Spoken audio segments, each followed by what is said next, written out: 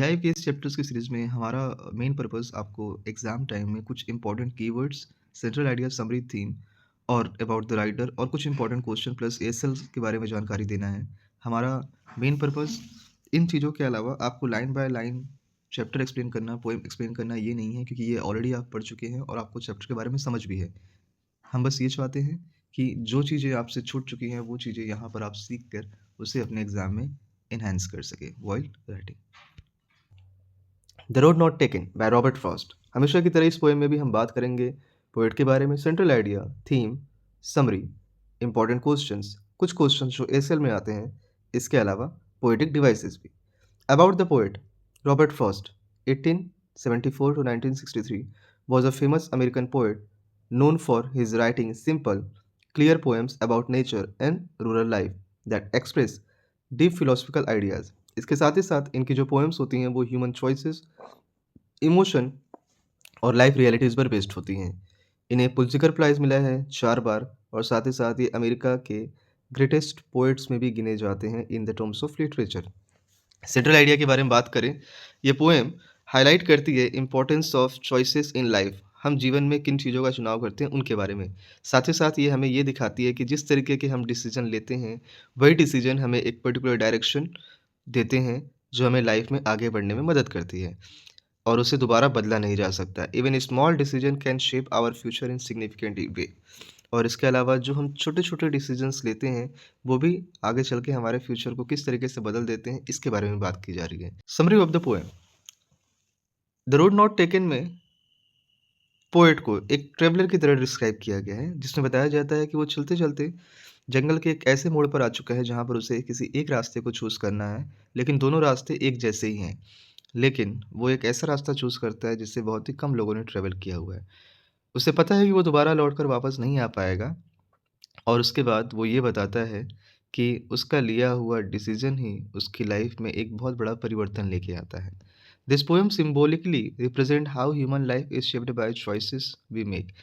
अब अगर आपके पास बुक होगी तो प्लीज़ कुछ 6 to 7 आपके पोएटिक डिवाइसेस हैं, प्लीज़ उसे मार्क कर लीजिएगा। मैंने यहाँ पर जितने सारे इंपॉर्टेंट हैं आपके एग्जाम पर्पज़ से उनको मेंशन किया हुआ है। मेटाफर लाइन है, two road diverse in a yellow wood, तो एक्सप्लेनेशन मैंने आपके लिए लिखा है।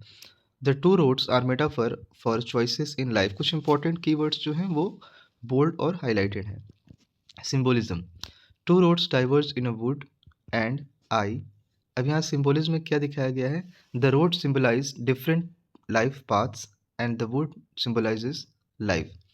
Imagery, and looked down one as far as I could to where it bent in the undergrowth, creates a clear visual image of forest path and uncertainty of the future.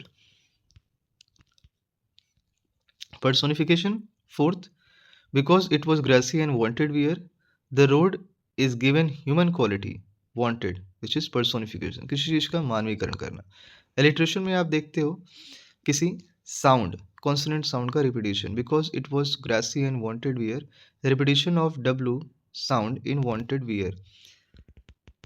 Repetition जहाँ पर certain phrase बार बार repeat हो रहे हैं। Two road diverse in a yellow wood, two road diverse in a yellow wood. The repetition of this line emphasizes the importance of choice. emphasizes का मतलब होता है जोर दे के बात करना। अब इस पोएम की राइम स्कीम क्या है? इस पोएम की राइम स्कीम अगर आप फर्स्ट स्टैंजा में देखोगे तो वो फर्स्ट स्टैंजा से लास्ट स्टैंजा तक सेम ही है। Would, could, stood, good, undergrowth. The poem follows a regular A B A A B rhyme scheme in each stanza. इस पोएम की टोन क्या है? Reflective and philosophical. I shall be telling with a sigh somewhere ages and ages hence. तो explanation में यहाँ लिखा गया है, the tone shows reflection mixed with regret और satisfaction about past choices. Enjambment है, एम्जामेंट में आप देखिएगा जहाँ पर कोई भी पंचुएशन मार्क आपको नहीं दिखाई देता। लाइन है, and both that morning equally lay in leaves no step had trodden black. Explanation, the sentence continues to the next line without any punctuation mark. अब इस सीरीज के बाद अब आप देखिएगा कुछ इंपॉर्टेंट की पॉइंट्स जो द रोड नॉट टेकन के चैप्टर में पूछे गए हैं। जैसा कि ये पोएम लिखा गया था रॉबर्ट फ्रॉस्ट के थ्रू। ये पोएम बताती है choices and decision. The two road symbolize different life paths. The traveler represents every human being. The poet chooses the road less traveled. और एक बार जो हम डिसीजन बना लेते हैं उसे चेंज नहीं किया जा सकता। हमारा हर एक लिया हुआ डिसीजन हमारे फ्यूचर को शेप करता है। इसके साथ ही साथ ये पोएम एक रिफ्लेक्टिव टोन में है। ये हमें सिखाती है कि हमें किसी भी डिसीजन को बहुत ही केयरफुली और रिस्पॉन्सिबिलिटी तरीके से चूज़ करना चाहिए।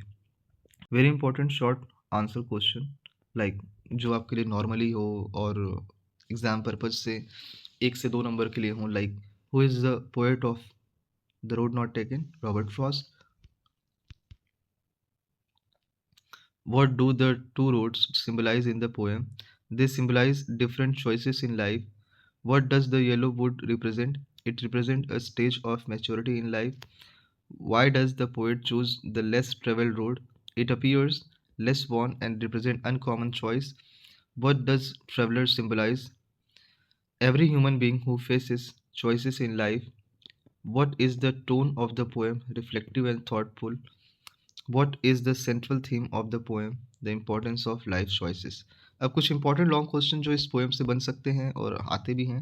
Explain the central idea of the poem the road not taken. ये तो आपको आना ही चाहिए कि किसी it's not only about the road not taken, it's about all those poem which you have studied. तो उसका एक सेंट्रल आइडिया क्या हो सकता है, ये अपने माइंड में आप फ्रेम करके रखें। तो मैंने यहाँ पर आपके लिए कुछ सर्टेन वर्ड्स फ्रेम करके रखे हुए हैं। विद द हेल्प आप अपने अलग तरीके से सेंटेंस बना सकते हैं। एज पर द आंसर आप चाहें तो इसको भी बना सकते हैं।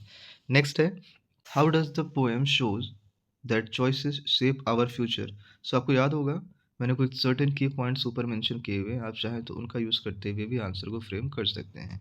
नेक्स्ट है, describe the symbolic meaning of the road in the poem. So poem पूरी तरीके से मेटाफर वे में है, तो आप कोशिश करिएगा कि वही आंसर लिखें जो आपके लिए कन्विंसिंग हो और आपको मार्क्स दिला सकें। कुछ भी ऐसे आंसर ना लिखें जो पोएम से अलग तरीके से हों, और साथ ही साथ सिर्फ़ और सिर्फ़ आपने पोएम को ट्रांसलेट करके लिखा है वो भी ज़रूरी ना हो। Important short questions for ASL कौन-कौन से हो सकते हैं? So this series from question number 1, 2, 3, 4, 5 like who wrote the poem the road not taken? What do the two roads symbolise in the poem? Why does the poet choose the road less traveled? What does the yellow wood represent? What is the central theme of the poem? और important long question कौन कौन से हो सकते हैं? That question number 1, 2, 3. Explain the central idea, the road not taken. How does the poet shows that choices shape human life? Describe the symbolic meaning of the two roads in the poem. So I hope हमारा ये video आपको समझ में आया होगा, काफ़ी convincing भी लगा होगा। फिर भी अगर कोई एक्स्ट्रा जानकारी आप चाहते हो तो प्लीज़ कमेंट बॉक्स में कमेंट करके हमें ज़रूर बताएं। मिलते हैं इसी सीरीज़ में किसी और नए वीडियो के साथ, किसी और नए चैप्टर के साथ। तब तक के लिए साइनिंग ऑफ। जय हिंद।